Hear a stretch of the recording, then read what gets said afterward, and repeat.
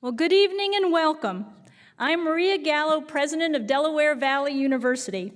It's my distinct pleasure to welcome you to today's timely presentation, Fact or Fiction, Responsible Journalism and Becoming News Literate, which is part of this week's celebration of my inauguration tomorrow.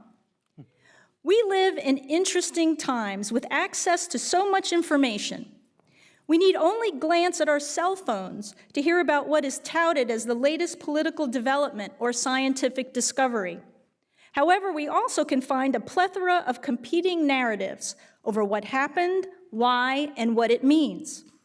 How do we know what is credible? The latest communications revolution has made it easy for anyone with a computer, anywhere in the world, to create content on the web that appears authoritative even when it's not. In addition, the speed at which we demand information can impact accuracy, and journalists in this media landscape in general are called into question by some in positions of power with the use of phrases such as fake news or alternative facts. Over the many years I've spent in higher education, it is clear to me that we face increasing challenges in training our students to navigate the sea of information and understand the complex news environment. As educators here at Delaware Valley University, we know how important it is to ignite critical thinking and engage our students in developing their news and information literacy so they can distinguish between fact and fiction, as well as use it in their own research and discovery of new knowledge. Additionally, we all know that a vibrant democratic society requires a well-informed public. It requires the ability to discern true journalism from other types of information and the ability to recognize news from opinion. News and information literacy matter. And as an institution of higher education, we play a critical role in making sure that the skills to achieve it are taught not only to our students, but also to the community through outreach activities such as the event this evening. I hope tonight's discussion engages us in a healthy public dialogue over the importance of practicing responsible journalism and how we, as consumers of news media, can advocate for access to high-quality, reliable, and relevant news and information. And now, I would like to introduce our moderator for this evening, Dr. Tanya Casas, Associate Professor of Sociology, Director of the Graduate Policy Studies Program, and Interim Dean of the School of Business and Humanities. Thank you.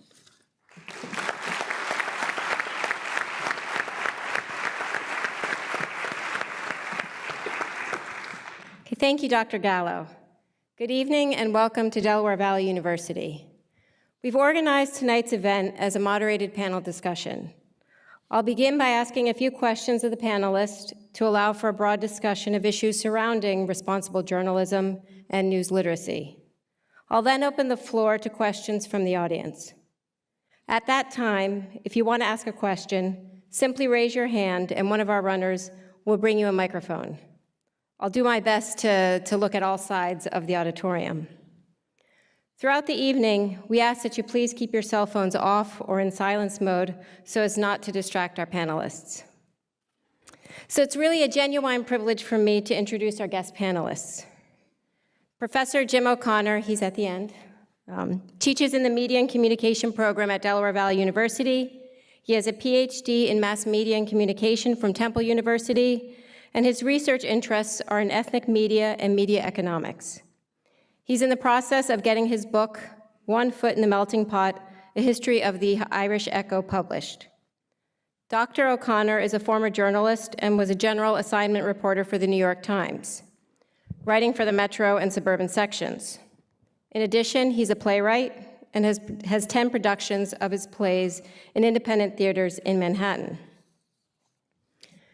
Jessica McCall is an assistant professor of English who received her PhD in literature from the University of Nevada, Las Vegas. Dr. McCall's research focuses primarily on representations of gender and power. She teaches a variety of writing and literature courses, including graphic novels and women's lit. and how story inevitably shapes our interpretation and even understanding of fact. Our invited distinguished guest, Brian Stelter, is the senior media correspondent for CNN Worldwide and host of Reliable Sources, which examines the week's top media stories every Sunday. I have to admit, we had some fun family time on Sunday when I was watching Reliable Sources with my kids, and I let them know I'm going to be on stage with him. They thought that was really cool. Mr. Stelter reports and writes for CNN US, CNN International, CNN.com, and CNNmoney.com on a regular basis. Prior to joining CNN in November 2013, Stelter was a media reporter at the New York Times. Starting in 2007, he covered television and digital media for the Business Day and Arts section of the newspaper. He was also a lead contributor to the Media Decoder blog. David Folkenflik is our other distinguished guest. He is an NPR media correspondent whose stories and analyses are broadcast on the network's news magazines, such as All Things Considered, Morning Edition, and Here and Now.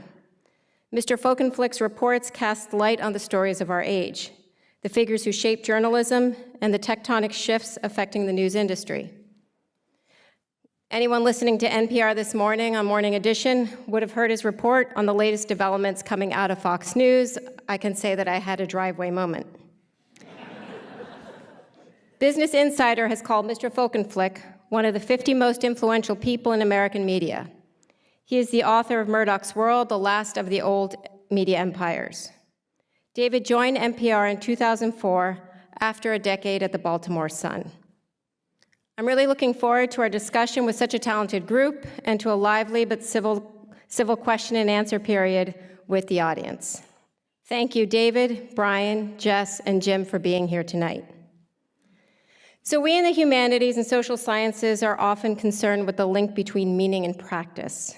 As such, I wanted to begin our conversation with a discussion over what responsible journalism means to you, and in the case of David and Brian, how it is you practice it. So, David, can you start us off? Well, first, thank you all for coming out today. I appreciate it this evening, and particularly to not only mark the topic we're talking about, but to celebrate Dr. Gallo and her formal inauguration here. A fellow Cornellian, very proud of her, so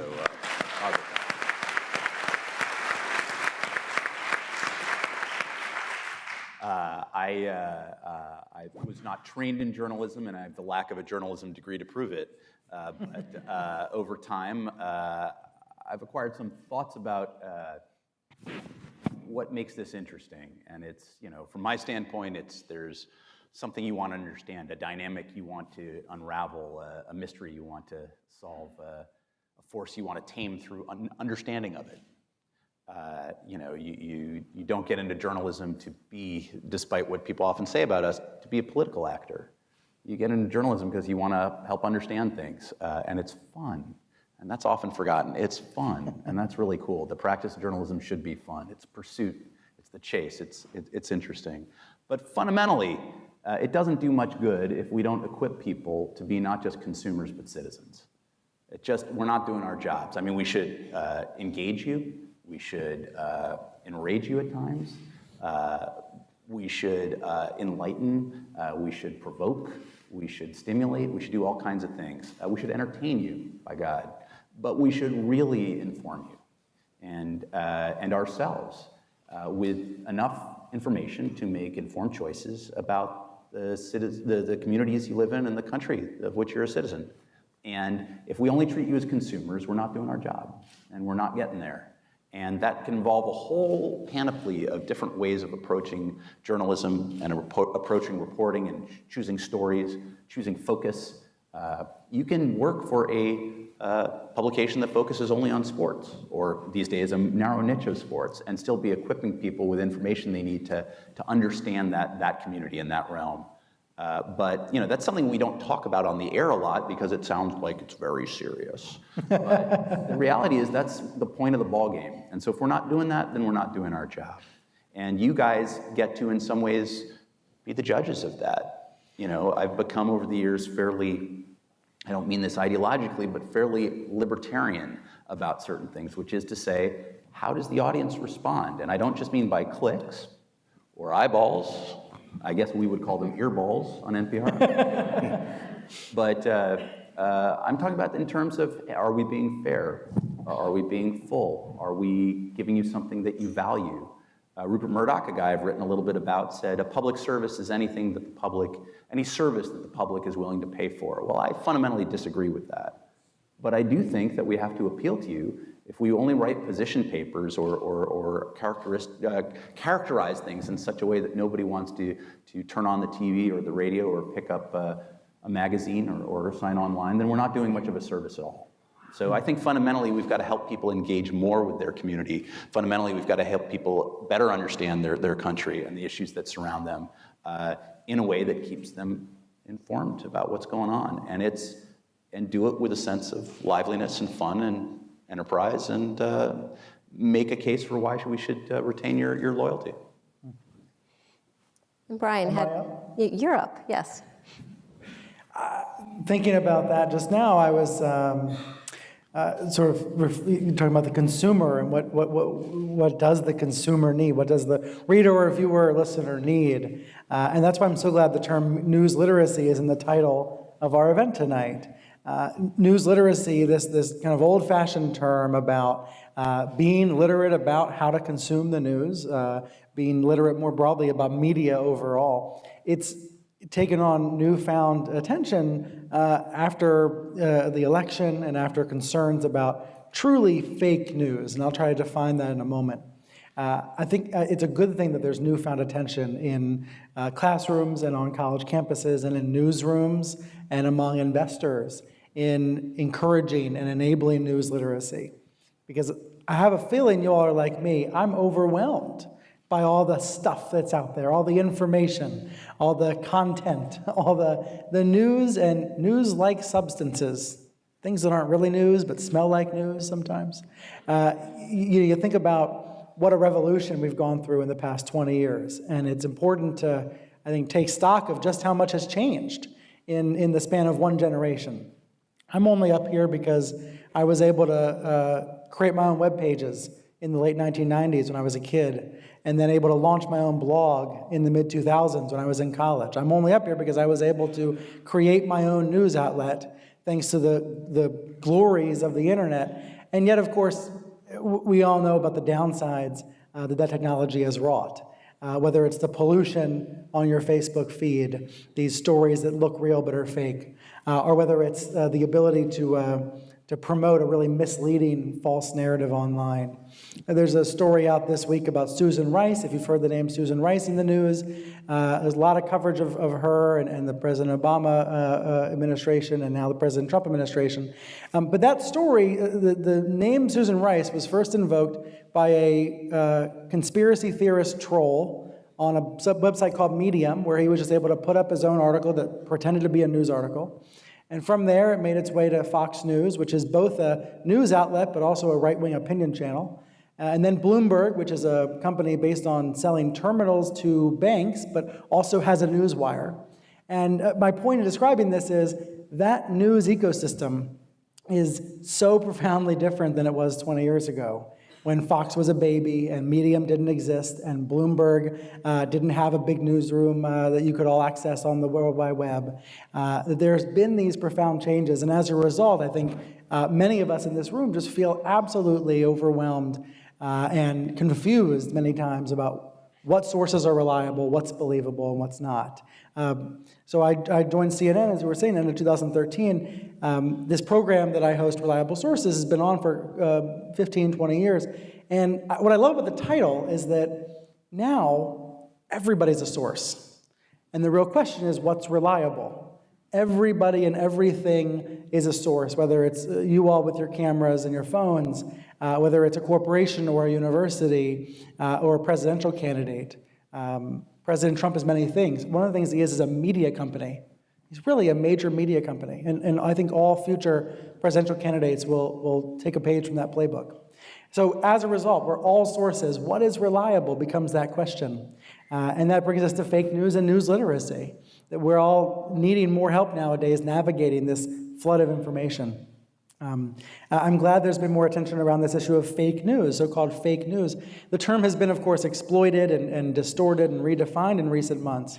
The president, on an almost daily basis, calls real news outlets fake. But the original definition of fake news, and I kind of wanted to start just to make sure we put it out on the table, is a story that's really actively designed to trick you, to fool you, to deceive you. A story that says the sky is red when in fact the sky is blue. A story trying to trick you, trying to get you to share it on Facebook, trying to make $1 off of your click. And those proliferation of fake news stories, it has given rise to this very good thing, which is more attention around news literacy. Because in reality, fake news is just one piece of a spectrum of content or of news. A story that is made up and designed to trick you, and I've been fooled several times, I have to admit. I bet a lot of you have too, by various things on your news feeds. Those stories are sort of the worst end of a spectrum. And then there's this line we can draw out here. And over on the other side of that line is what I hope is CNN and the New York Times and NPR, hopefully the most reliable news outlets in the country. And then in between, there's a lot of stuff. A lot of stuff in between. A YouTube video from a celebrity, an article written by a confusing site that was just born last year, a column from a conservative or a liberal journalist, and you're not sure if it's accurate. The spectrum of news continues to grow, continues to be, in some ways, really beneficial to all of us, and in other ways, really confusing to all of us. And fake news is over on that side. It's the worst of the worst. It's the trash or the pollution on Facebook. But there's this entire spectrum of news, and with different outlets all along it. And I think that is why more than ever we all need to engage in news literacy, especially at the collegiate level, to help the future generations that are going to be running the internet, running the World Wide Web, to know how to be news literate. So I want to ask a follow-up question. Given this, you were talking about kind of this complex, crowded news ecosystem. Within that ecosystem, how do you both try to maintain credibility, or you know, how is it that you want your audience to see you as a credible source, or how do they see you as such? I mean, I think the best practices involve being transparent about how you know information, being clear about why it's relevant. Don't assume inside information of your entire audience. Like, be clear, but unpack things.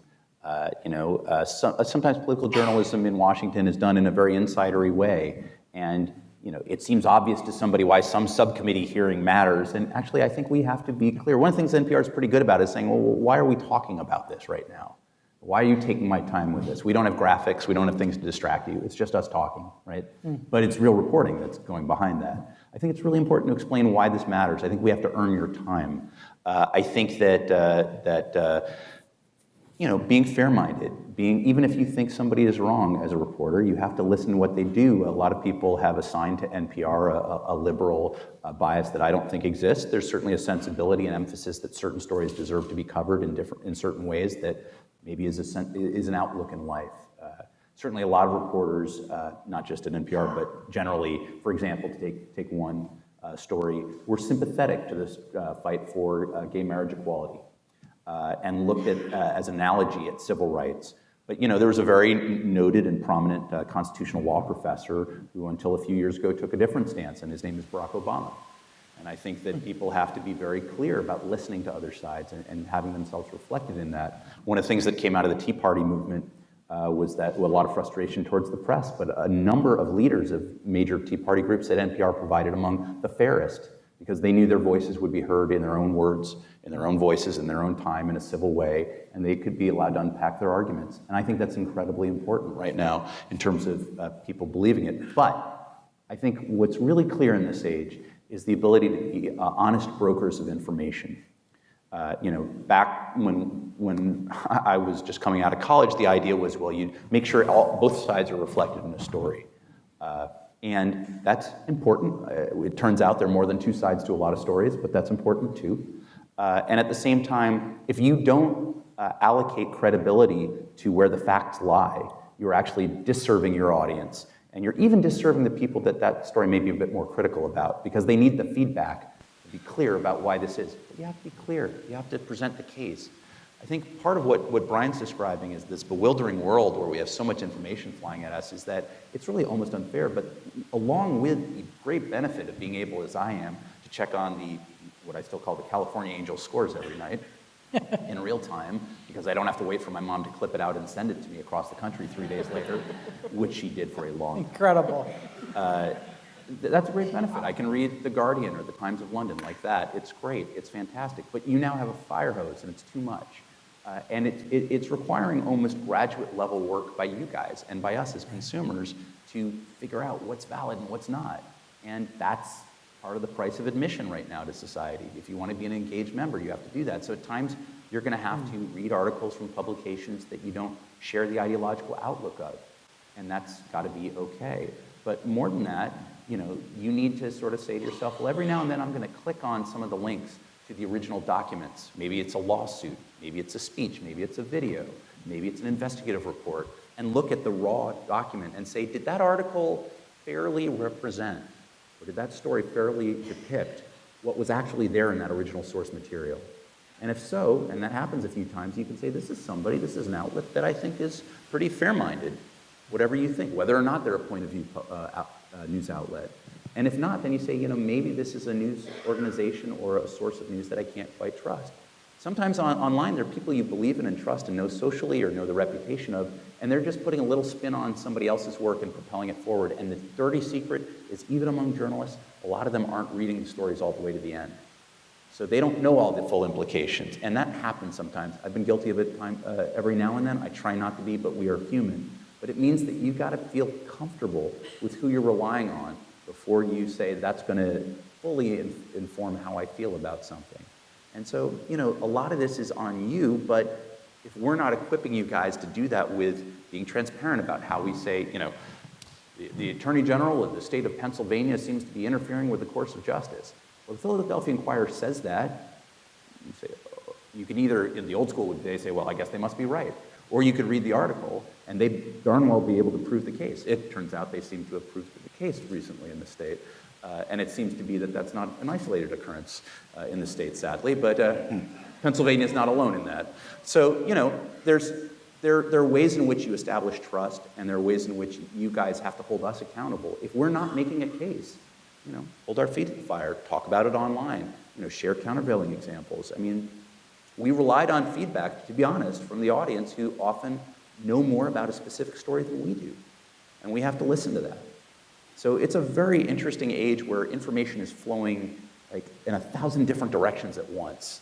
And we try to wrangle it. We try to do our work in public so that you guys can see how we got there rather than simply just assert it. Just speaking of that briefly, the most embarrassing day I had at CNN, I get up on stage and I talk about my worst day at CNN, but I will. It was in the midst of this Brian Williams scandal. We were starting to show how Brian Williams had been exaggerating some stories that he had told on NBC and on late night talk shows. And I interviewed a man who said he had been with Williams, and I had a lot of reasons to believe he was telling me the truth, and I published the story, and then the next morning he recanted and told me that it was his PTSD and that he actually hadn't been where he said he was in a different place, and it was hugely embarrassing. I was terrified. I walked into my editor's office. I was afraid I was going to get in big trouble. And what I did is I wrote a 1,500-word story that went in meticulous detail through why I believed the source, who he was, why I quoted him, why I was wrong, all of the different reasons why we thought we did the right thing as a newsroom. And I truly think that by publishing that, by opening myself completely up, exposing it all, it not only didn't do damage to my individual personality or to CNN's, it actually probably showed more trust and credibility and more honesty, that we had done all this work trying to vet it and done all this work trying to show how we fell short. That's not going to happen every day, thankfully, and the best case scenario is that you never have to retract a story or recant a story, but it gets to that idea of transparency and to that idea of taking the reader along with you or the viewer along with you. I find, I don't know about you all, I find myself watching programs on television and listening to podcasts and radio programs. I feel like they're talking to me, not as a voice of God, not as somebody that's way over my head or elite, but instead more one-to-one. And in a breaking news situation, that means telling the viewer, we don't know what's going on. We don't know this, we don't know that, but we're trying to find out. And I'm finding we're seeing more and more of that style in journalism, more transparency and more taking the viewer on the journey with us. And I think those are two of many ways we can try to rebuild some trust. I guess, I mean, to me, I feel like in this 24 hours news cycle, as you said, it could be really, really difficult to vet stories. I mean, I appreciate that you are seeing journalists respond the way you are and saying, we're bringing you along, we don't have all of the information. But I'm also seeing a lot of screw-ups. Right. Yeah. A lot of messes out there. And how does that differ? Because you're both in different types of medium. How does that differ? Well, television has a different value set versus radio versus print versus the web. If you look at CNN or the nightly newscasts on the broadcast networks, heavily into politics right now, heavily into the Trump administration's activities and to Democrats' response to it. That'll maybe slow down or maybe not. Maybe this is the new normal for the foreseeable future. But we might be missing other stories that we should be covering in more detail that there's not time for or that there's not emphasis on. And I think we can do more of that online and do more of that in other mediums. So I think increasingly we're seeing journalists try to figure out where's the best place for this best story and acting accordingly now that we all have in our pockets this incredible piece of technology that is a camera and is a television and is a radio and is a newspaper all at once. And now that we all kind of have that baseline access to information, it can allow us to tell stories differently. How to talk about NPR. I worked in newspapers for about 14 years first, and I love being a newspaper person. For years, excuse me, which is better? Still figuring out this Still audio figuring out the mics. thing. It's the problem, you hire a newspaper guy at broadcast, right? You guys can hear me back there, though, correct? Okay. So it's just a place where you're allowed to do thoughtful journalism, and that's pretty much what they want you to do. And what a great blessing that is.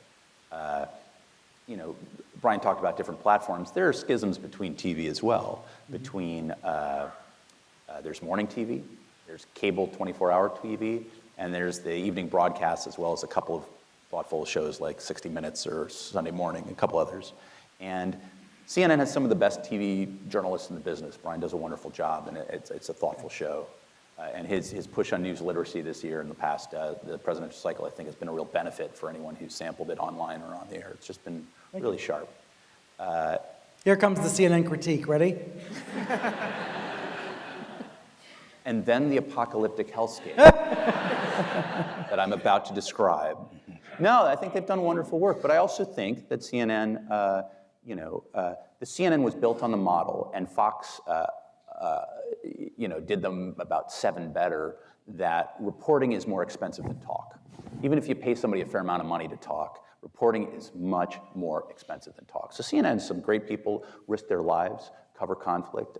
Don't diminish that for a second, and don't think that I do.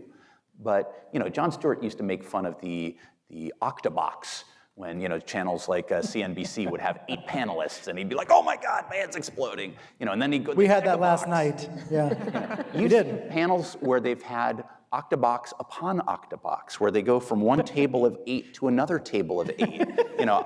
You run out of digits. It's very tough to keep up. And why is that? It's because talk is cheaper, but also conflict is useful. And yet, I think it contributes to this concept that politics and policy and governing is all about people at this very rarefied cocktail party talking to each other, arguing with each other, perpetuating a system that is for their own benefit, and not incorporating voices who live in the 50 actual states, as opposed to the District of Columbia, and a very specific federal District of Columbia at that. One of the things I like about NPR is that you hear people in their own voices every day from all over the country and all over the world. And again, it happens on CNN and far more than other television networks. But it is the point, I think, of NPR in a way that's more reflective of, say, the Times' front section. And yet I think we do it perhaps better than anyone. Actually, it sounds obvious to say, but actually hearing somebody in his or her own voice is so powerful. You can't redirect the emphasis of their sentence. Like, it is what they actually intend to mean. And if you give them enough time to say it, enough breathing space to unpack it, there's just a little bit more respect given and afforded. And when you hear a voice like that on on radio, with no visuals, that person is afforded the same respect as an ambassador or a senator or a political operative. And I think it's important. I think it's useful. So there are times where I'm frustrated just as a person and a journalist by the fact that somebody who can say that I am a Republican strategist, I am a former Democratic communications consultant, not that you ever really know what that means, not that I ever even know what that means, and I've covered politics for 20 years, you're supposed to attach credibility to that person, even if what's coming out of his or her mouth is patent nonsense from whatever ideological position.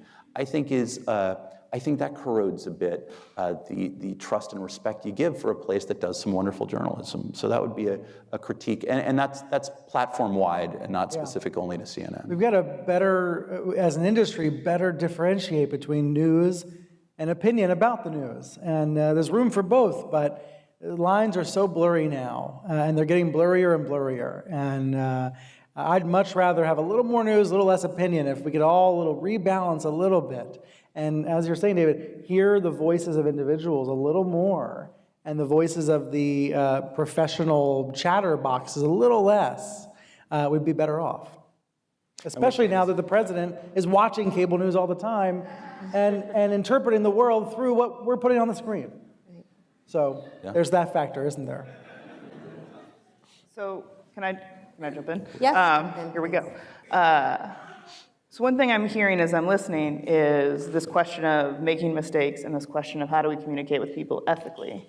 And one thing that I think is interesting is that language is sort of by its nature fundamentally imprecise.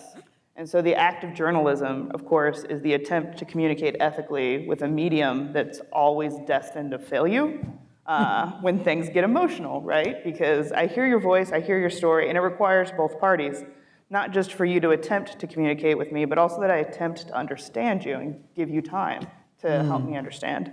And so where was I going with that? And so as we think about what we mean by responsible journalism, or as we think about how we got to where we got, or why we are where we are, this question of we want precision, we want truth, we want facts, but it's always going to be a little fuzzy. And this is where you end up with, here's a fact. Okay, but what about?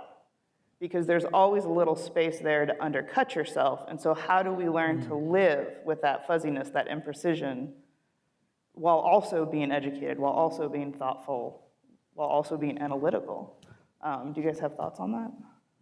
I think ambiguity, the ability to acknowledge ambiguity, the ability to acknowledge facts that undercut or at least cut against either your point of view or for a journalist, the argument you might be building is essential to being credible. And when you don't see that happening, that is not just a red flag, that's like the ball game for on a regular basis for a news organization. I think that ambiguity, sometimes we get accused of too much context at NPR, let's be honest. Sometimes we're the ambiguity people, right? On the other hand, not even that. Just like it's all listen, folks. It's complicated. It's to be sure. To be sure, right? So there's that. But you're damn straight. You got to be able to do that. And one of the benefits of I really enjoy doing live interviews. I didn't enjoy this, but I enjoy doing live things on radio. I find it bracing. I find it forces you to focus in a very distilling way, and sometimes you get just the right thing, and it's fun. It's a little scary, but it's fun. And yet, with scripted stuff, which we do far more than a lot of cable channels do, you can pick your words with precision. You can make sure the implications are there. You can make sure that you aren't building assumptions in. You can do things that seemingly, you choose one medium, you choose another, it doesn't really matter. Well, actually, writing in advance helps the precision of language and to further meaning a little bit as well.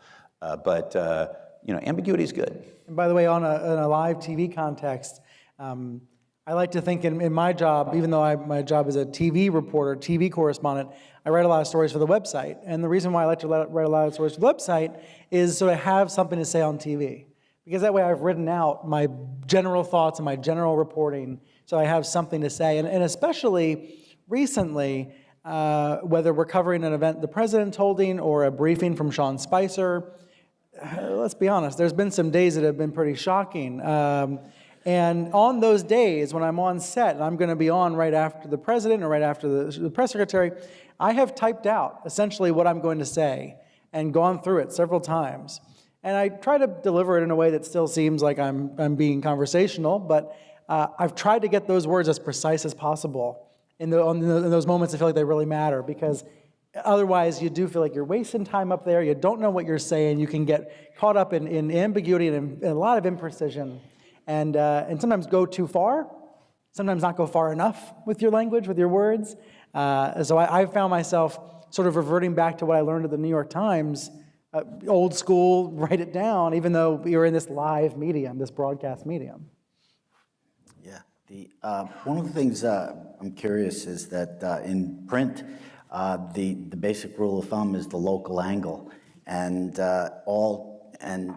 every story has to have a local angle. And when you're covering from the national level, covering from Washington and from New York, it's what is the local angle when you're talking about a national or an international audience?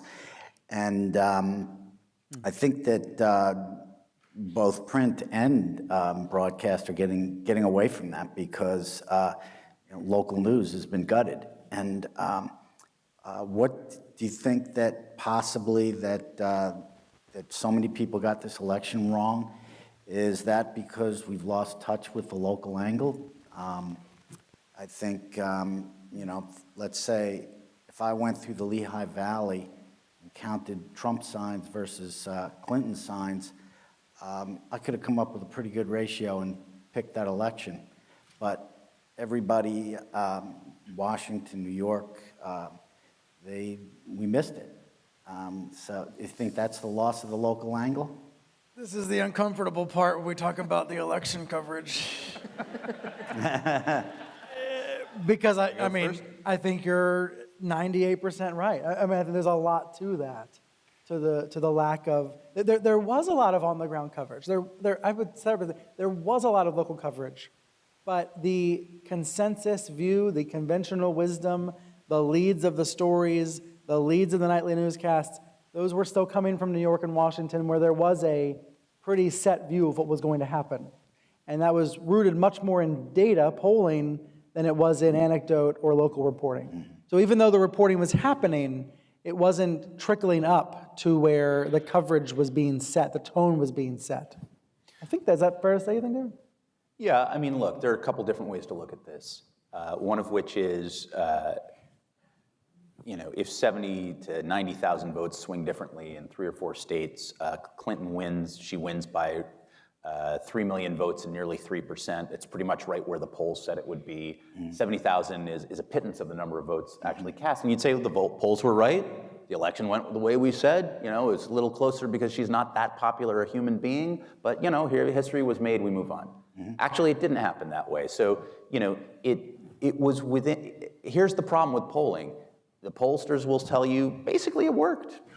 Within the margin of error. Right. It's like, right, but it turns out that is meaningless. Right. If it gives us the wrong results publicly. Now, there was a real dynamic happening in Lehigh Valley and a lot of places in the country, and particularly in places that Obama offered hope to, a lot of places that turned to him were now turning against the Democratic Party and against the Clintons, who looked like a party affiliated with Wall Street and money in New York and places like that. My sense, certainly I heard stories on NPR from a lot of places that were essentially, red state counties in swing states, people who are hurting in their, at their kitchen tables, on farms, at auto shops that had closed down.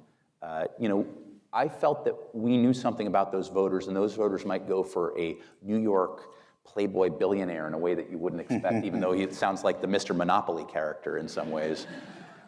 Because he offered to change things up. I went up to New Hampshire ahead of the primary there, and I talked to a guy who was a Bernie voter, and he said, but Bernie doesn't win the nomination, I'm probably just going to vote for Trump, and I hope he blows the F-word place up. That was his logic.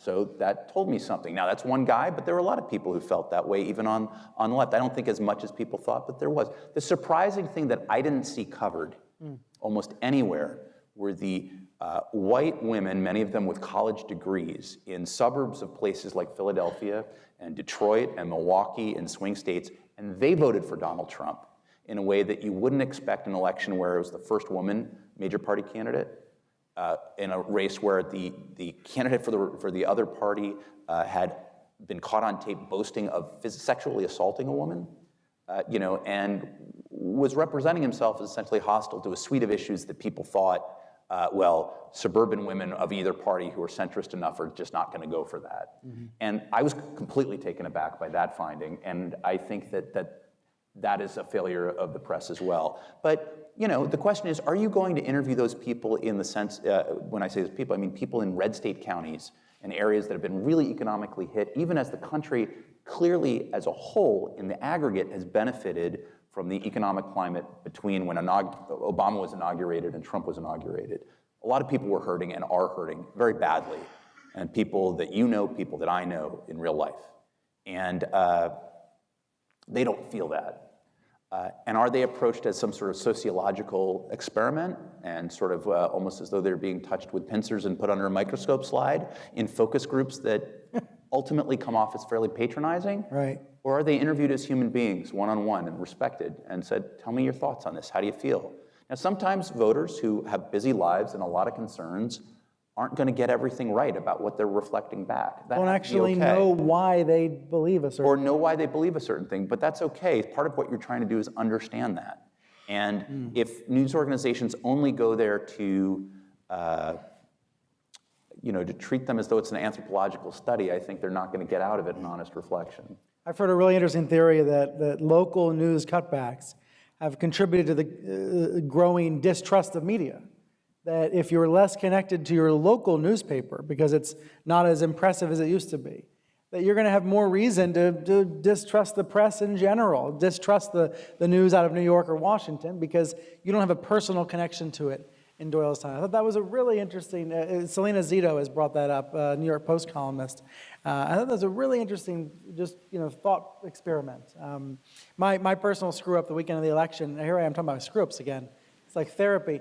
The weekend before the election, there was this amazing reporter I wanted to have on, this guy named Chris Arnott. He's not a reporter by trade. He's a Wall Street banker who quit his job, and he just drives around the country interviewing people, mostly McDonald's, talking to them about why they vote the way they do, what they care about.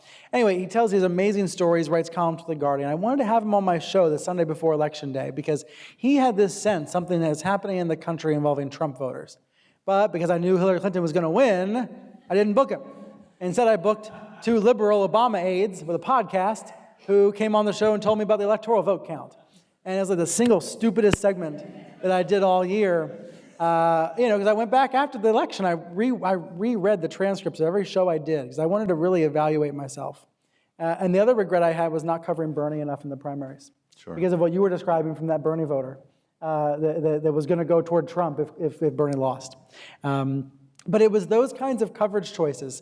That one individual choice involving one segment, by the way, that guy Chris Arnott is on my show 2 Sundays from now. So it's like I'm finally going to get around to him now. He's got a great story to tell. But if you take that individual decision and you multiply it by 10,000, then you do get a distorted view before Election Day of what might happen. But I think it's important to note what you were describing, David, about how many stories were told about average voters in all across the country that were surprising reporters in different ways. So there also one thing to note is that I used to get kids come to me, they're in college, like this one, and say, how do I get a job like yours? And I'd say, the first thing you need to do is probably go to a small town and work really hard. And one of the great things you learn working in a small town paper, in particular, as I used to be a newspaper reporter, is that you get a middle name wrong, as I once did, and that person or his or her secretary may call the editor-in-chief and tell you about it. Middle And they're team. going to tell all their friends, too. And they're going to tell their friends, It's going to too. hurt the trust in the And it paper. matters. Yeah. So I worked in That's right. a newspaper in Charleston, South Carolina briefly. I worked in it for several years in Durham, North Carolina. I worked at the Baltimore Sun for over 10 years. Now, people would come up to me in parties, and they'd say, you know what I hate about the Baltimore Sun? I'd say, am I bleeding? Like, did I ask? Did I ask you what I really hate about the public utility that you work for? Is there... but they cared. They called it, a lot of people from Baltimore would call it the Sun Papers, and so they'd say that, you're telling me about the Sun Papers. Now, it hadn't been called that in 30 years, but people had an emotional investment in it, even when they were beating you up. Now, the one difference about working for NPR is people say, oh, you know what I love about NPR? And I'll say, well, hell, gosh, why don't you talk to me for a while? And that's very nice. People have a warm emotional attachment, and I think it's because it feels less of a distinct visitor. It feels like a companion more. It's in your ear, it's an intimate conversation, and it's also integrated with local programming and local voices and people who know what it is. In Baltimore, the Sun was bought by the Tribune Company, and they wanted to consolidate a lot of copy editing back in Chicago, and they did that for business sections, they did that for a lot of things. Then you'd have copy editors not know that when somebody said Blair Road, it's the accent of old Baltimore, they're saying Bel Air Road. Huh. You have to have local knowledge of things to be able to reflect a community accurately. And I think it's, our relationship with our stations are complicated, and I could talk for an hour about that and won't. But by the same token, having a relationship with local stations and local listeners and being a presence in your cars and, as you're doing dishes, just builds a different rapport. Yeah. Newspapers have lost credibility by cutting and gutting their staffs. There are a lot of newspapers. I think the average newspaper, a regional and smaller size, is about half the size it was about 10, 12 years ago. Half the size, you're just not going to cover it. I did a story about this heroic work that these two reporters did for the LA Times about this tiny city called Bell, about 25 minutes from downtown LA. And it was incredible. These two guys just turned it upside down and showed that this city where the median income was less than half of that of the rest of California, incredibly poor, mostly immigrant, was being absolutely financially ravished by the mayor, the city manager, and the city council. They were earning hundreds of thousands of dollars a year. I think the city manager made $1.1 million a year off this small, corrupt city. It was just unbelievable. And they did great. But one of the things that was crazy was how long that was allowed to go on. It was hiding in plain sight. The Torrance Breeze was basically down to a handful of reporters. All these smaller newspapers in greater Los Angeles had cut it and cut it. And the Los Angeles Times, which everybody assumes to be omniscient, they were only a little over half the size they were a decade ago. So they're like, look, there are 70-some municipalities in this area. We can't do it all. And so things are happening in city halls and state governments that are not being looked at hard. And people's lives are being affected in ways that they aren't noticing. Right. And I think people step up. In Flint, Michigan, there's some wonderful local reporting by the local newspaper, by Michigan Public Radio, by some other actors in there. But there are a lot of things that are happening and are allowed to fester because journalism isn't there, and that corrodes trust as well. So if you want to get rich and help the country, come up with a business model for local news in a digital form. That everyone's trying to figure that out. I would say local television, though, still has those connections like local broadcasting. One of my favorite brands in the country, Action News in Philly. It's such the theme music, the connection to the audience. My wife used to work for Fox 29, so I care about the stations there. The local TV has that. Local broadcasting does have it. Radio has it. The newspapers are where it's hurt the most. The local. What really drives local news are people watching local high school sports. They want to follow kids that play in Little League, baseball, high school, and they get covered. And they also like to hear about what's going on with local people in their community.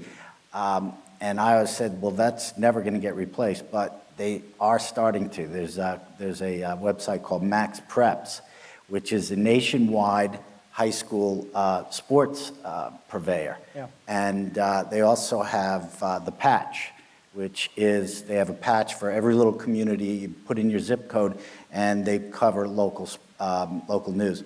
One of the things, how important is the whole interactivity component to news today? Because that is something that's changed from 25 years ago, because right away, from how people feel by your Twitter feed and just by your the thread on the story. You know what people, how they feel. Do you read that a lot? Is that real important? Oh, I mean, I do. I certainly do. I try to tune out some of the hate mail and some of the trolling, but I tell myself those are sort of extreme points of view. I mean, when you say interactivity, I also think about web traffic and TV ratings, and it just that instant feedback you can get from the audience online. Certainly, it matters a lot. We have a giant screens at CNN that tell you what articles are performing best on the website, how many people are reading those right at that time, and how many are reading those overall, and for how long they're reading the story. And I'm most proud of that number. If I can get that number to be high, that means they're actually scrolling to the bottom, so that's a win. But that kind of interactivity, yeah, it can be a force for evil, but it can also be a force for good, to know what the audience is interested in, and of course then tweaking the headlines and maybe get people a little more interested and figure out ways to improve the story or your story selection in order to keep people reading.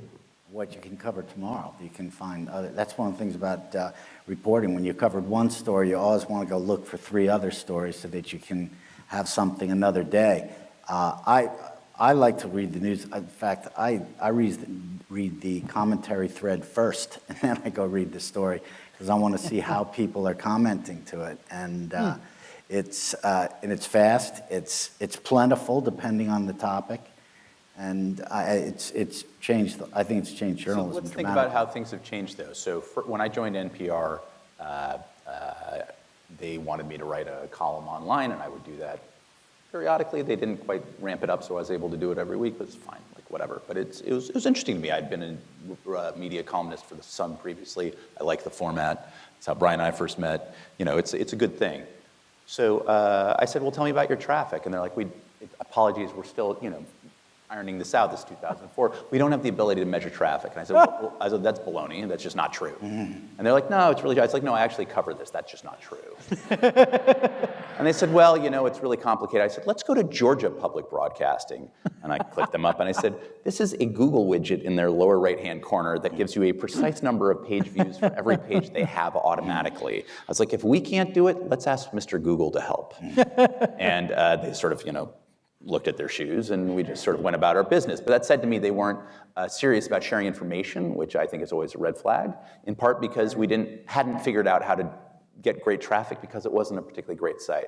Our site is terrific now. It's rich. A lot of our audio is there. It's a radio network that has national award-winning photographers and videographers. Crazy, but true. We've got original content online. I write original stuff, so do a ton of other folks for the site. It's a terrific site, but we do get feedback about what people do. The feedback, though, is very interesting in terms of we get it for volume, we get it for how we're getting it. We did away with comments on our site because the vast disproportion of comments were vitriolic, and the vast disproportion of commenters were a small number of people. And they were fighting each other. Like, it had nothing to do with it. At a certain point, you're like, why don't you guys go to a bar somewhere and work this out? Like, this is not on me. So one of the interesting things was through social media, we find actually you have at times destructive, but at times quite constructive debate there about our stories. So if I post a story on Twitter, people can have that argument in their own threads there. People can do it to a post npr.org does on their official Facebook site, or through shares of the story by individuals, and they can argue through it. And suddenly there's a very different conversation taking place throughout a number of different accounts on a number of different platforms, and that's the public discussion that's going on. And sometimes through that, if people put the @sign in your name, they're linking you to information you just didn't have before. Mm-hmm. That, I think, is fascinating. I found out about stories that way. Right. And I've gone to taken trips to other states because of things other people have brought to my attention. It takes the guesswork out of it. It's still pretty inexact science, right? Let's be honest. Yeah. But it provides a new conduit of information, and it reminds you that our listeners are, in the aggregate, smarter than we are. But you've got to sort of winnow out who on any precise issue might be able to guide you to stuff that you weren't thinking about or weren't aware of. So does interactivity shape what you view as newsworthy or what you go after or what you want to convey to a particular audience? I'm thinking of you, Brian. To some degree, it does, in the same way that television ratings do to some degree. I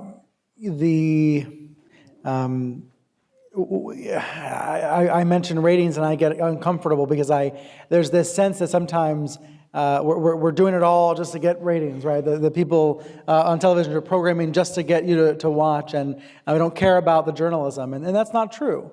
What I find with the interactivity of ratings and knowing who's watching and how many are watching is, if I know what my audience is interested in, and right now it's Trump's attacks on the media and things like that, then I can bring people in and keep them there and introduce them to new guests and new ideas and new subjects and new thoughts.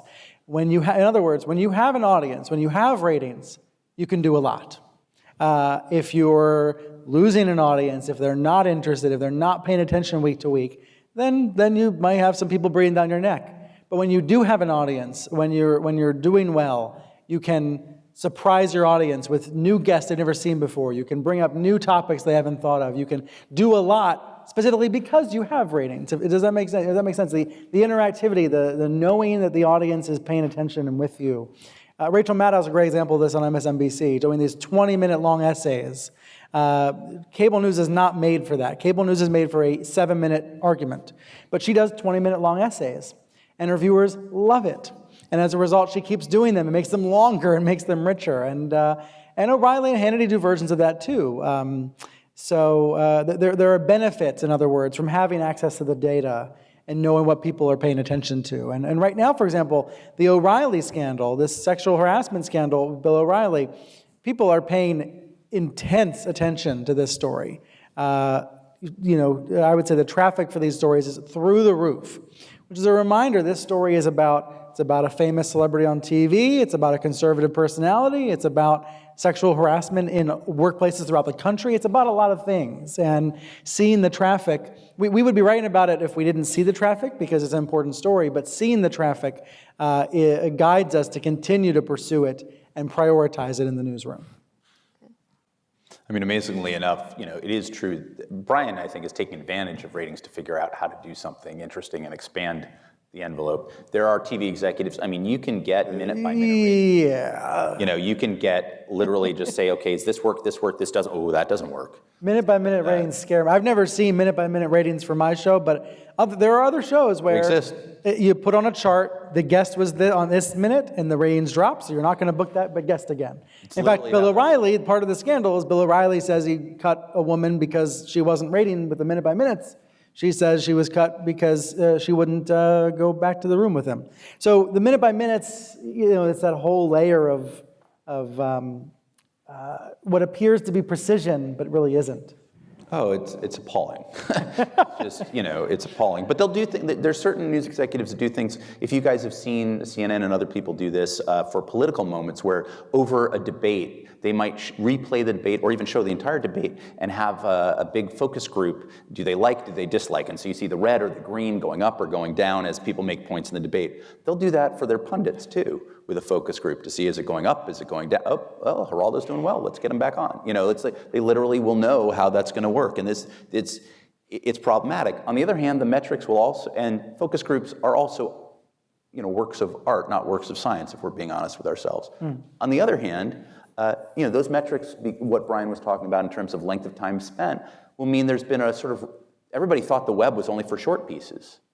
Well, there's been a rebirth of the idea of what's called and fetishized as long form, but really are just longer, often enterprise stories, and I think that means that there's been a birth of the idea of, hey, we can keep somebody here if we're compelling, if we do it right, if we earn it. And I think that, you no longer have just one conduit of information to a city or to a country, so, we have to earn it. So, Brian may be earning it with a long story on O'Reilly, or you might see a piece in BuzzFeed that is surprisingly long and surprisingly feline-free. You got to give them credit. So, I think there are ways in which you can use tools for good rather than for evil. Right. So do you see a future trend, like a shift in what we've seen maybe 10 years ago, what we saw in news media, towards more shorter, simplistic pieces? Now maybe to I would long say form? the future All of the news above. media is all of the above. You took the words out of my mouth. I mean, it is everything, and that's what makes it so chaotic, I think, right now. It's the opportunity to gorge at a buffet or to eat at a fine dining restaurant. And I think if we were to tell the truth to ourselves, I don't know about, I like to do both, depending on the day.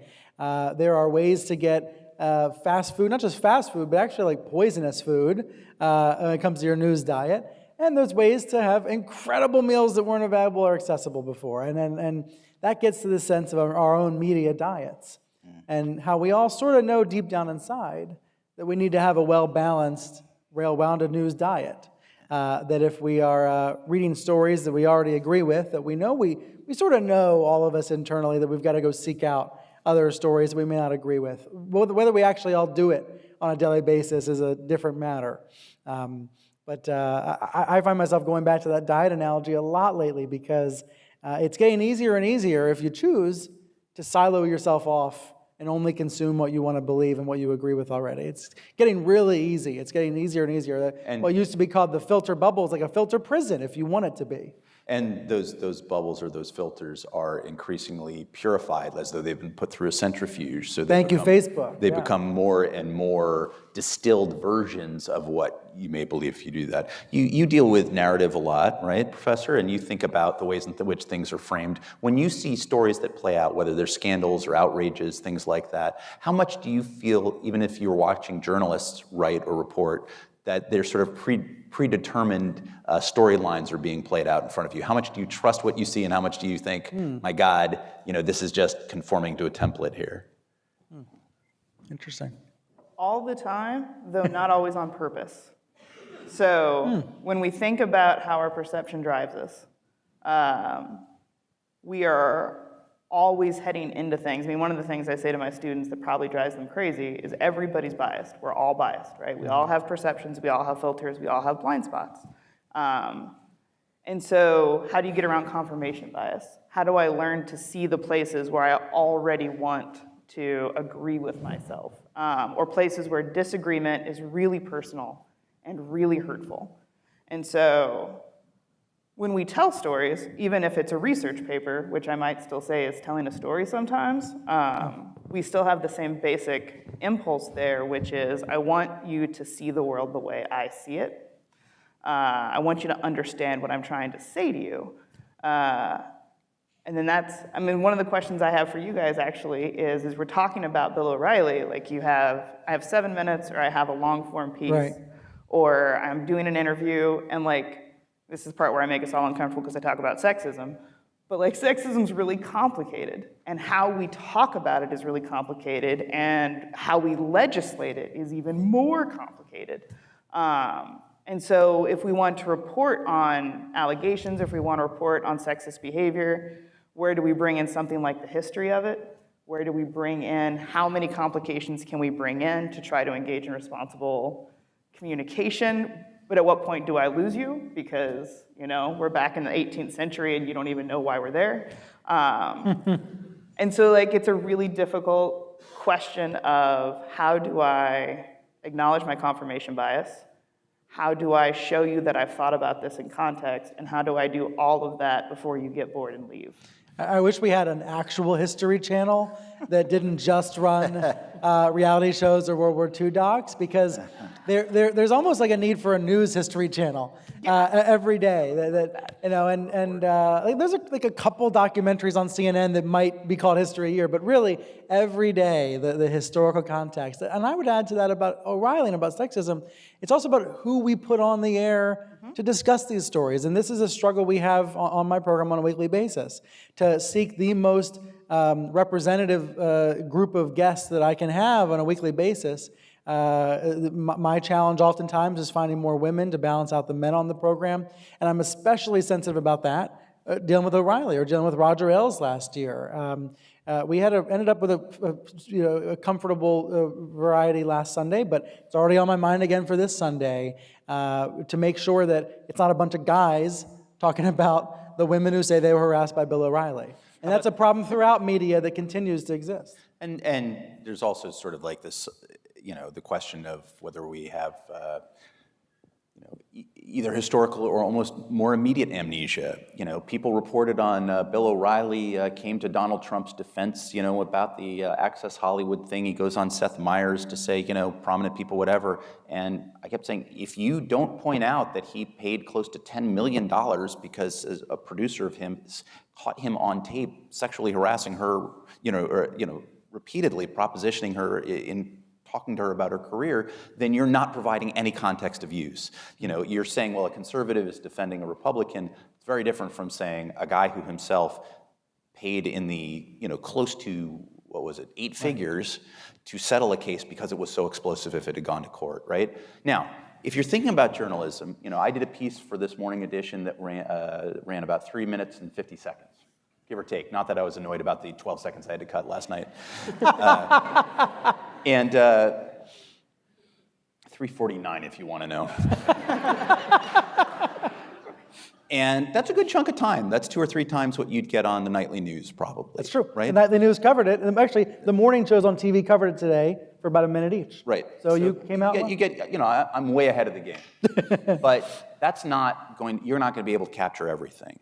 So what do you try to do? Well, first off, you have to think as both producers and as the audience of news, that stories are most often, unless they are exhaustive and definitive, they are tiles in a larger mosaic. And you cannot expect to get the entire picture from a single story, and that is not the fault of that story. You want it to be contextualized on its own terms, you want it to be thorough, you want it to be fair, you want it to be fair-minded, but to expect even a 4-minute piece to capture everything you need to do is a lot of weight to put upon it. And so, we'll do stories about the same subject for Morning Edition, All Things Considered, but we won't run the same story the way cable might. Mm-hmm. So we'll probably have slightly different takes, and maybe they overlap 20, 30%, but you're getting, 180% of the content of one story over those 2 shows. Now, we don't have the same exact audiences for those programs. Different people listen at different times of day. But in terms of the public knowledge we're trying to create, you're trying to add to it with the understanding that you're creating a larger mosaic. But you also try to do little subtle things. So I did a piece this morning, and I revisited the lawsuit filed this week by a woman named Julie Roginski. She's a long time, for the last 5-6 years, she's been a Fox News contributor, successful Democratic aide and campaign strategist. She said Roger Ailes basically dangled this job in front of her to be a host of this popular show called The Five, took it away when she said she wouldn't have drinks with him, wouldn't date him, basically, wouldn't engage in a sexual relationship, is what we're talking about, or at least what she's alleging. And I tried to evoke the fact that she was on Fox's air to remind those who watch Fox that this is who it was and to demonstrate to others what it would have sounded like to listen to. But I also did something else. Each example I used and I used 4 examples, she appeared with another woman who has publicly accused Roger Ailes of harassing her. And I did that to indicate that he has created this almost closed culture where that was an acceptable thing for him to do, according to the depiction of many Fox News employees, current and former, most but not all of them female, that I've talked to about this.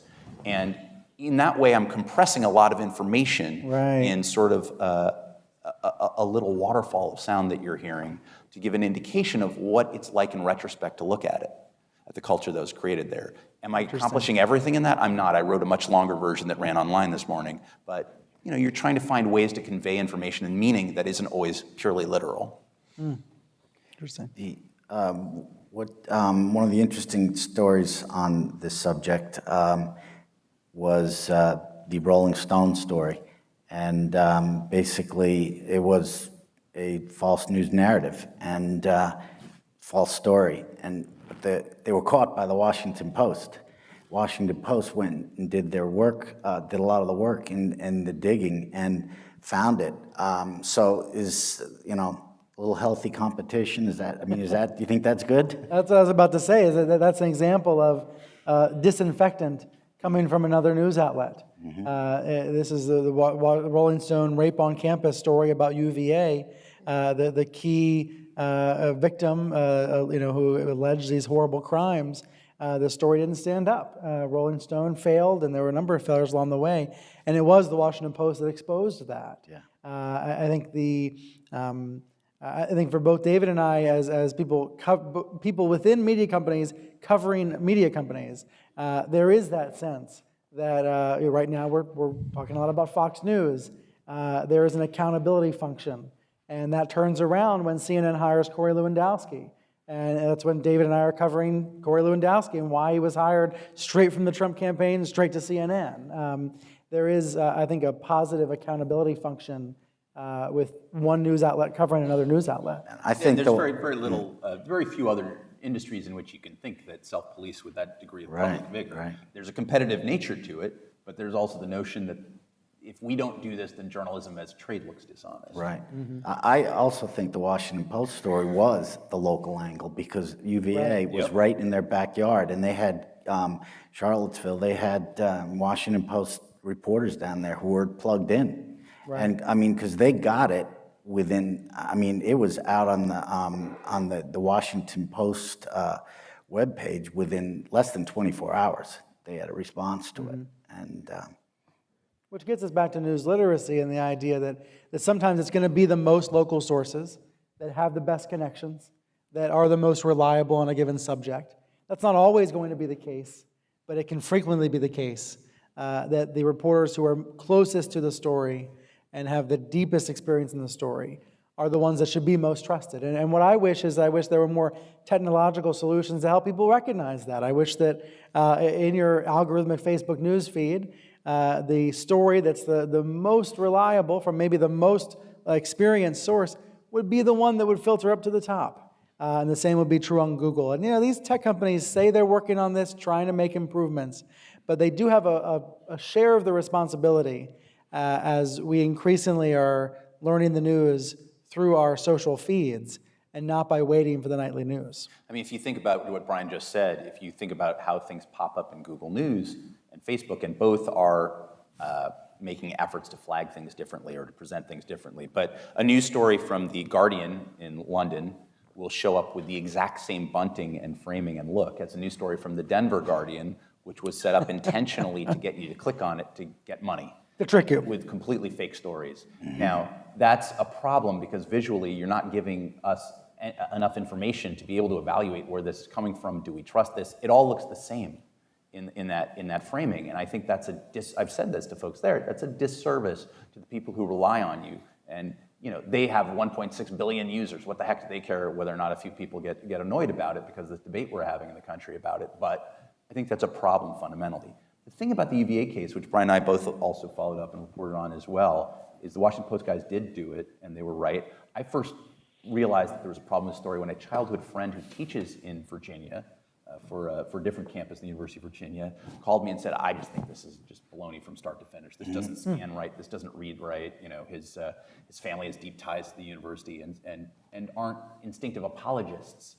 He just said, you've got to look at this. And I took a day or two, and suddenly the Washington Post had, as you said, done some wonderful reporting. Even the Post, let's be fair, has retrenched significantly from its coverage in Maryland and Virginia. Right. To focus, all these big papers. The New York Times does not cover New York that well. No. I once went to do a story about the Hartford Courant, and the other big paper there are a few small papers in Connecticut that do stuff, but I went to the state capitol office, and there was a pile of mail on the New York Times desk. Excuse me, folks, it was that startling.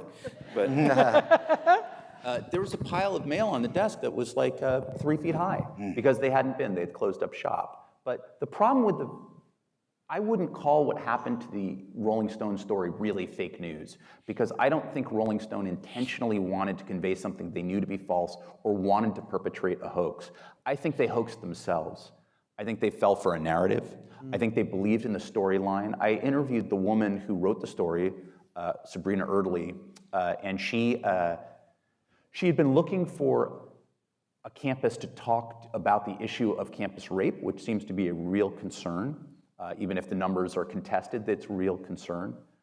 And she thought it would be better to do an Ivy-like institution away from the Northeast, and she thought this would be perfect. I said, why would it be perfect? And she's like, well, it's a Southern school, it's a strong school, but it's a public school, it's like an Ivy elite school, this will be perfect for it. I heard this story, I didn't even know that was the original story I was going to go for, and then when I heard it, I knew that it was off the races. I was like, well, let's talk about this. This woman didn't want you to talk to her friends that she told that she had just been gang raped. I was like, you describe in your story exchanges that make it seem as though you did talk to them. Did you explicitly talk to them off the record? Did you have any communication? Did you try? And she's like, I don't feel comfortable talking about that. And I was like, you're not giving me any comfort with your story here. This is a problem.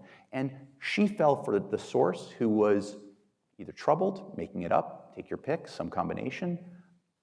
Rolling Stone wanted the story to be true. So it's not fake news in the sense that the Denver Guardian is making up stories to make you click on it, or that Mike Cernovich, is saying things that he knows will be red meat for his audience and is performing a political act of sorts. The story is fake and it's not news. Fake news is a hoax and it's not really news at all. What this happened here was slipshod ideological reporting that undermined Rolling Stone. And I have no problem with Rolling Stone being a liberal outlet, which it definitely is. I think that's fine. But as I said earlier, you have to acknowledge facts, and you have to seek facts that may undermine or undercut the argument you're trying to make. And it goes back to our first point about trust. Well, it seems to me that she basically started with a narrative before she constructed any facts, and that's where because you could easily find a good story on campus rape in America, and but I think that's where she kind of got ahead of her skis there, and she had a narrative. And if you've been to UVA and seen the whole fraternity lifestyle there, it gets pretty nuts, and you could see where it would fit, but it wasn't true, and that's important. I mean, if by ahead of your skis you mean it's like Wile E. Coyote who's off the side of the cliff with no skis whatsoever, then I think that's kind of where they got. Yeah. So I was thinking at this point, it would be nice to entertain some questions from the audience, because I'm sure you all have This is the hard questions. part. Yeah. And we have runners, so if you have a question, just please, see, we have questions already.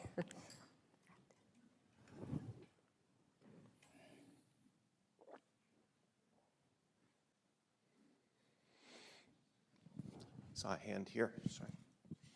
Thanks, Joe. Thank you.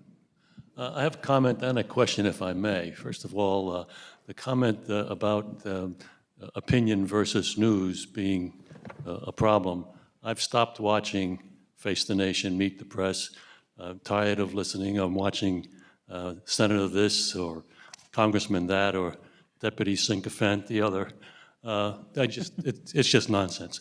My question, I'm one of those people who agrees with 97% of the climate scientists that global warming is real, is caused by human activity. I don't think we're going to convince the vast majority of Americans until the network TV stations, CNN, CBS, NBC, et cetera, forget Fox News, get on it and get on it seriously.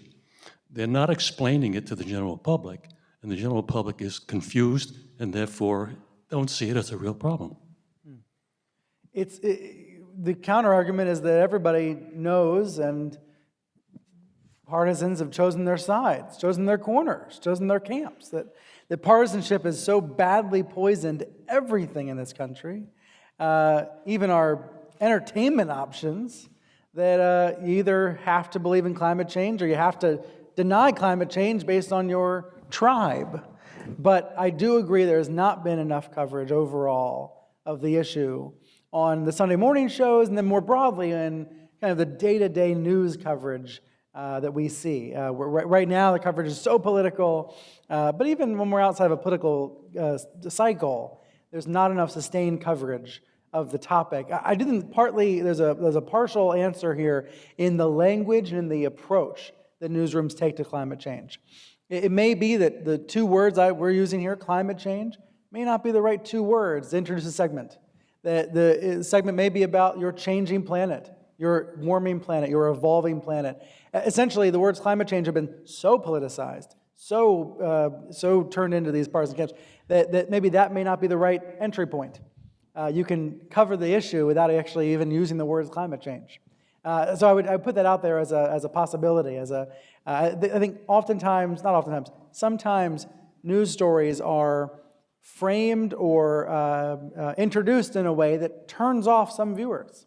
You can think of a lot of stories involving President Trump, stories that may turn off Trump loyalists simply based on the way they are introduced, to say that he had no proof about wiretapping, which is true. But I think we have to rethink some of the tone of our news coverage. I'm not just talking about mine or CNN's, but in general, that some of the tone of news coverage that can accidentally come across as smug or condescending or holier than thou. I think that gets back to this idea of if we're speaking more, actually the way I think radio hosts speak, more one-to-one, more approachable, more on your level, more as a companion. I love the word David used, companion. There are ways to regain trust, and I think to broach really hard topics like the one you're bringing up. So this is an excellent, if I just my 30 seconds, you sat back down, you cheated me, sir, there you are. This is one that's confounding because you can find foolishness or spin or whatever on a lot of sides of issues and all sides of the political sphere. And I think from a journalistic standpoint, there is a decidedly asymmetrical nature of this issue and of this so-called debate. Unless we decide that science, hasn't shown us things like gravity, I think we have to concede that science has shown us that the Earth's temperature is changing at a rapid clip that will affect life on Earth, period.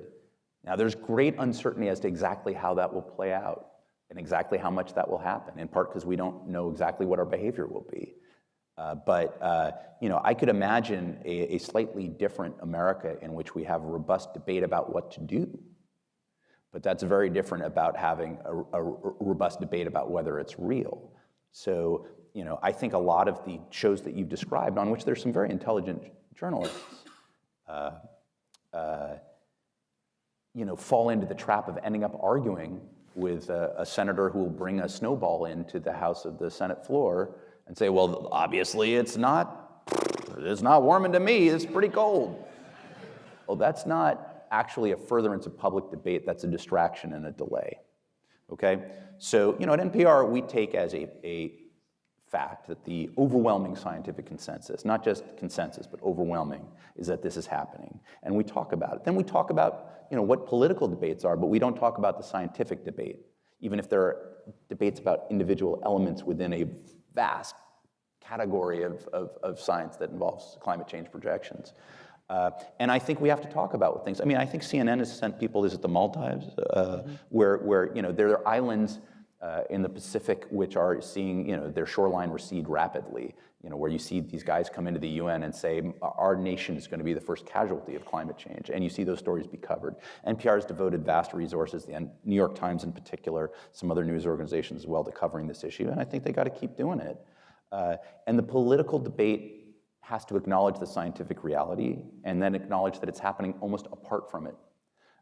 Because the scientific debate is a real one, but it's not about whether, it's about how. But there are some things broken. Climate change shows how there are things broken in this country beyond media structures that folks feel if they're a part of a certain tribe that they feel compelled to dismiss the threat of climate change. I mean, there are things that are broken that are beyond just Fox versus CNN or that are so deep into our DNA that President Trump sometimes challenges people to pretend to believe things they know aren't true. 3 to 5 million people voting illegally is a great example. Everyone knows that's impossible, but by saying it, he's sort of challenging his loyalists to play along. And in some ways, it's made journalists' jobs easier. I would argue that it's gotten a little easier to fact check and be really blunt and clear. Here's what I mean. There's a lot of grayscale usually in politicians fibbing, right? Lord only knows. There's a lot of ways politicians can cheat and fib and spin and trick you. But it's usually in the gray areas, which makes it kind of hard to explain. It's hard to stand in the front of the camera and just say, that's not true. It's really complicated. But President Trump says things that are black or white, or he says black when it is white, or vice versa. And that makes it really easy to look into the camera and say, that's not true. So in some ways, I think for the Chuck Todds and the John Dickersons, these Sunday morning hosts that are sometimes understandably criticized for playing both sides and trying to be really even-handed and really balanced, when you've got real clear falsehoods that are being spoken by a leader of any country, of any party or anything, it makes it actually a little bit easier. I'm finding that the headlines we write on CNN.com are more blunt than they were a year ago. And that's partly because the president's made it easier. We wrote a headline, no President Trump, if 5 million people did not vote illegally. You can write those kinds of really blunt headlines and be really clear about the truth in a way that isn't always as easy when things are happening in those shades of gray. I guess I should say thank you, President Trump, for the renaissance in fact-checking that we're seeing. It's actually how Brian ends every show. He just says, thank you, Thank President you. Trump. Thank you, because President Trump. he knows he's watching TV at all times. Please. This probably applies more to print journalism, but frequently I seem to read stories in reputable publications where a reporter attributes some information to an unnamed source. I'd like to know if this is a good journalistic practice and whether that leads to distrust. So we're both, well, three of us up here, former print people, reputable, disreputable publications, take your pick. It's impossible to give you a completely blanket answer. A lot of important information comes. I've gotten plenty of important information from unnamed sources. Unnamed sources can lead you to information you can leverage on the record. They can lead you to public documents. They can lead you to court cases where there are materials you can use. They can lead you to other sources who will talk. Then sometimes you just don't have people. So what do? Well, I think that Trump actually has done something that is very interesting in terms of challenging newspapers directly in ways that presidents would really be very reluctant to do in the past, and say, these unnamed sources, these are fabricated. So you're seeing times where the New York Times one day had 4 sources with direct knowledge of X. That is a lot of sources for direct knowledge of X. They're saying basically, okay, I'm not allowed to tell you their names, but I'm telling you there are 4 of them. No one of them is, making this up and making this appear in the New York Times. The next day, the Washington Post is like, well, you thought that was impressive. They had 9 unnamed sources for the same story and the same fact in the same sentence. And they're like, really? We are not kidding. There is a baseball team, and they're all attesting to this. They were doing their best to get that information there for you, right? Well, that is a different category of somebody saying, I remember reading one profile of, I think it was Paul Wolfowitz, when he was named to the World Bank. He had been Deputy Secretary of Defense. He had been one of the strategists and architects for the thinking of the invasion of Iraq. He had been discredited in some ways. He was named to the World Bank. I don't remember who the reporter was, and I wouldn't name her or him if I knew. I just can't remember. But there was something like, well, Wolfowitz is one of the most compassionate, wonderful, insightful men you'll ever meet, said one of his aides who declined to be named because he did not want to distract from Wolfowitz on his big day, or something like that. And I thought, so there's no retribution that will happen to this person for praising his or her boss. Right. And also, the reason given is not worth warranting. There's got to be a very compelling reason. The other thing is, I think you don't want to hand that over as a license to offer character assassination of someone. We had a rule. I used to work for the late John Carroll, who was just a great news editor, probably the best of his generation. He, at the Baltimore Sun, he went on to lead the Los Angeles Times with great distinction. And he just put down this rule. He said, these are limited, these are exceptions rather than the rule. And we are not allowing it as a license to hurt somebody's character or reputation. We use it to acquire fact. We use it to gain specific insight, not to gain, adjectives, essentially. And actually, the Baltimore Sun, under John, his protege Bill Marimo, who just stepped down as the head of the Philadelphia Inquirer, was much more meticulous about that than you saw in the Washington Post or the New York Times, which I think has such a pressure to be a paper of the record and to get things first and authoritatively that it is almost a default mode. Now, you are dealing, if you are the New York Times or the Washington Post, with a lot more national security issues where there are legal implications and there are security implications of sharing information. So, you can't discount that. people have gone to jail. You know, with the advent of cell phone tracking and email tracking and all these different ways that you can pinpoint people's decisions, a lot of the reason that the Bush and Obama administrations really cracked down on leaks to reporters is that they could technologically. And the attorneys general, I should say, could no longer say, well, we don't know how this is, and therefore avoid like a huge witch hunt and figuring out who leaked within a department. They don't have that excuse anymore. It's pretty easy to figure it out. So, you know, I think that it has to be done sparingly, and I think it has to be done for the right reasons and the right kinds of stories. But I do think they can be valuable. I would not want to read a newspaper that never relied on an unnamed source. And I think what readers should know is that you know, when you or I or anybody has a source, has several sources, we're going to the editor. We're getting the editor to, you know, I tell my editor, I wake my poor editor up at 11 o'clock sometimes, you know, because I have to get his approval to get the story published. So he has to know who my sources are. He writes it down. Right. And then more importantly, we talk about why those sources might know what they say they know. And, you know, then we get into fights because he wants to be more careful, and the editor's doing the right thing by holding back. I have to admit, we had some great stuff in an O'Reilly story yesterday that still hasn't gone up because, you know, the editor's not there yet with regards to the anonymous sourcing. And yeah, what'd they say?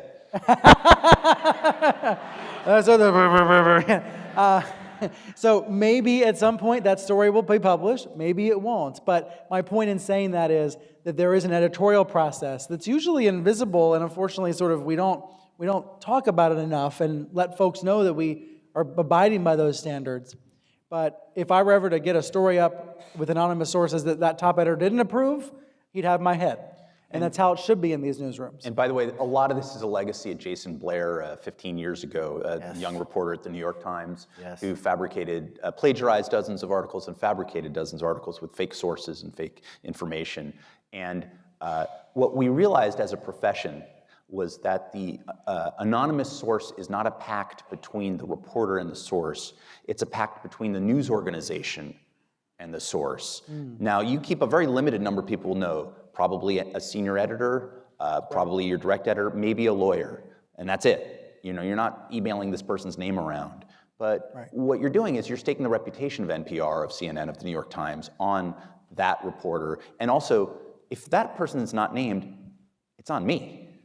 If I'm getting it wrong, right? Like I become the source in some ways that in terms of who's responsible for the accuracy of it. Right. And so that changed, you know, in some ways, most news organizations try to be more careful than they once did about it, and certainly more self-conscious about it.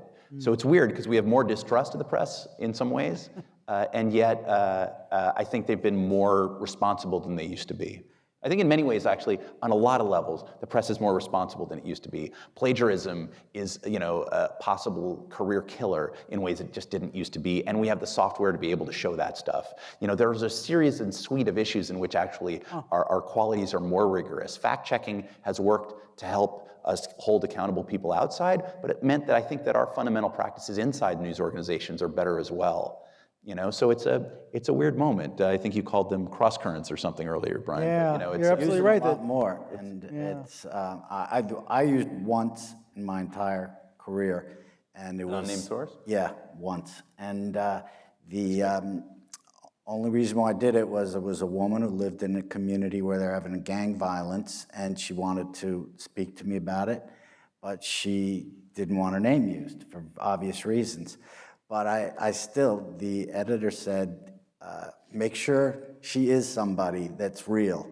In other words, she's not just someone who wandered in the neighborhood that's from, you know, New Jersey. And this is a story about Yonkers, which is real. So I basically asked her, I said, let me see your driver's license. I want to see where you live. And so I could verify it. I actually once did that to a source who gave me his real name, and I didn't believe him.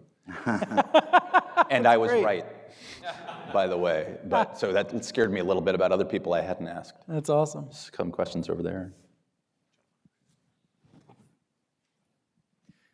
So I'm wanting to turn the subject a little bit from fake news to false equivalency.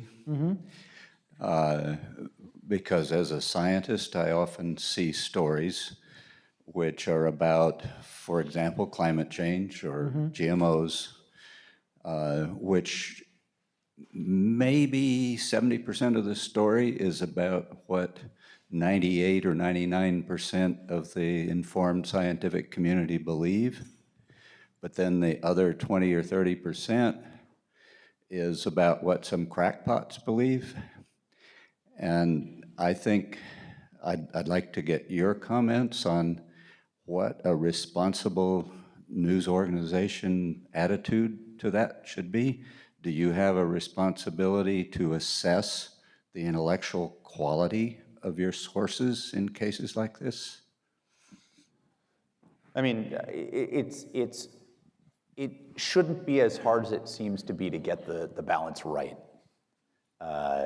You know, major news organizations often have people dedicated to covering science, to covering research, to covering healthcare, to covering medicine, and those people will go to sounding boards of experts throughout the country, throughout related fields, to say, tell me how this matches up against what you've seen. Point me to other data. You know, they try to really do their homework pretty extensively, and I think responsible journalists, by and large, get it right.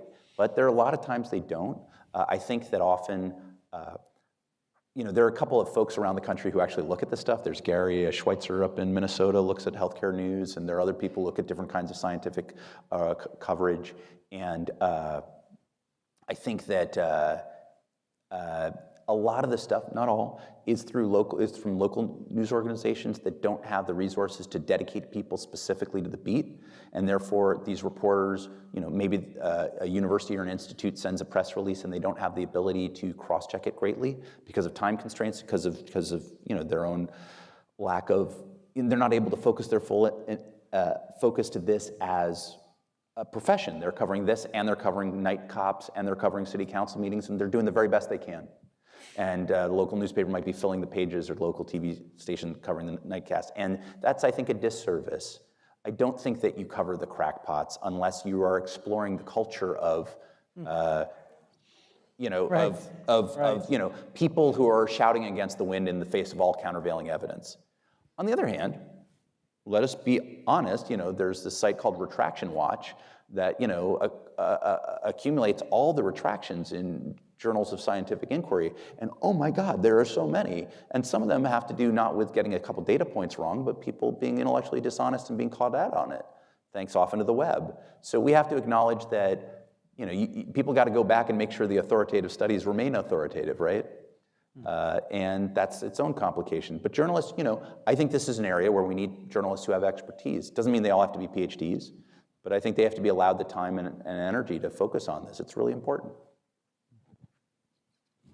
Maybe one last question? No pressure, but In recent months, there's the term echo chamber has definitely entered the lexicon, and it's very possible for two people to have a conversation without a common baseline of facts.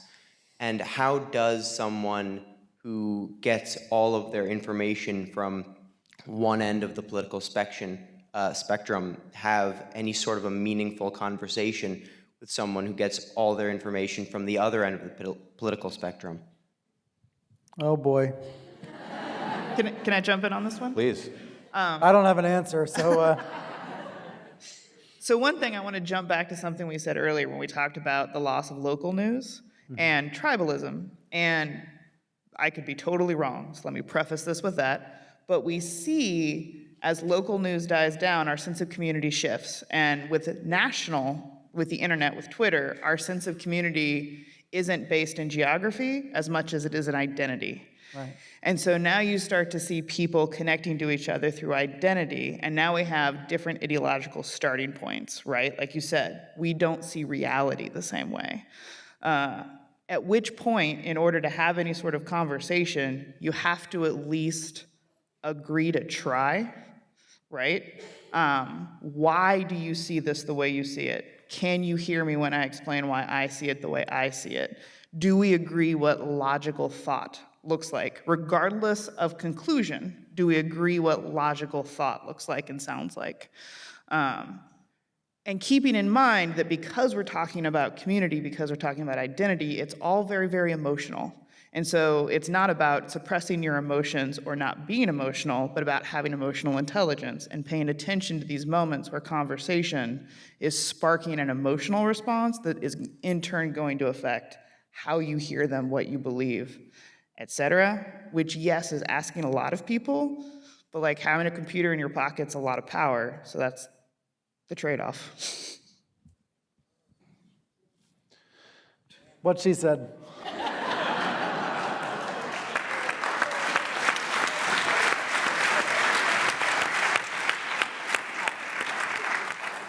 I love that notion that you have to even want to have the conversation in the first place.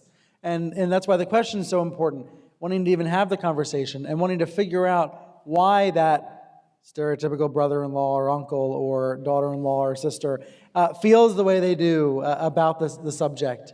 And from there, I think you can get to the point where maybe then you start to swap news sources or swap articles.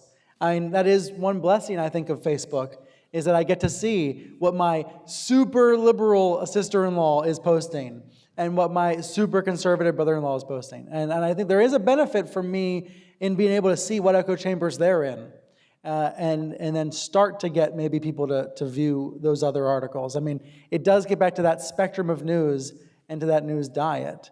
I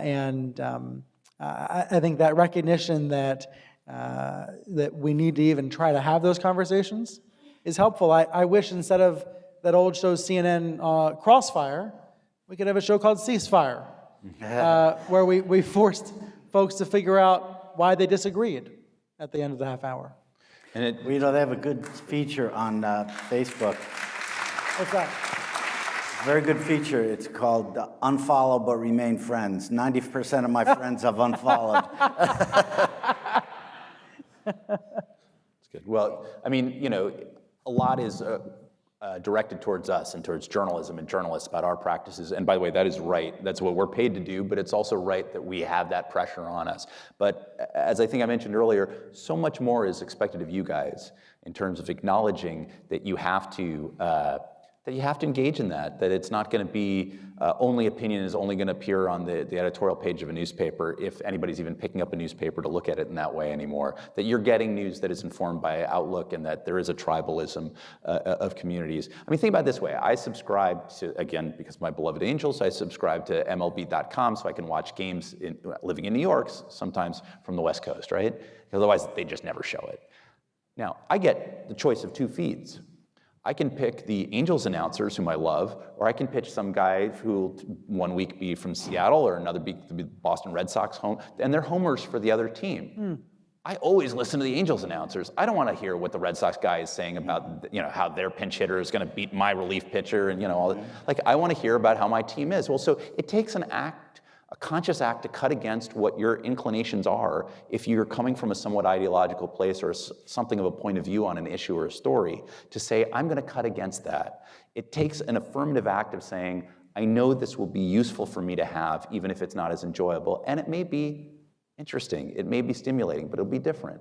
And so I think that if you do that, you've got to recognize I'm taking on this extra responsibility, but that it will enrich my understanding. It'll give me different kinds of depth perception that maybe I didn't have before. Conversely, sports message boards are a great place for political debate. There's this great new study that finds that because if you're all talking about the Angels or all talking about the Phillies, then people can talk about their differences politically or ideologically or spiritually and actually listen to each other, because they're all on the same team. They're all on the same sports team. They all have the same allegiance. It doesn't seem to be enough sometimes that we're all supposed to be on an American team. But there are hopefully still teams that we can all be on, and maybe a collegiate community is one of them, where because you're all part of the same thing and rooting for the same thing, you can then talk about your political disagreements. And again, maybe there's a show idea in there. Maybe I'm going to spark something that I can go produce. But there's something special about that you're on that same Angels team. So then you can fight about Trump and disagree, but then still go enjoy the game. And I wonder if there's something there. Maybe that's a way to break out of the echo. That first CNN, ESPN cross-promotion show. It's news has been made tonight, ladies and Just don't make me play baseball or soccer or anything like that. There you go. Okay, on that note, as much as I would love to continue talking, I realize it's getting late, and I wanted to thank Jess, Brian, David, and Jim for discussing this really important issue with us. Thank you. Thank you. Thank you very much.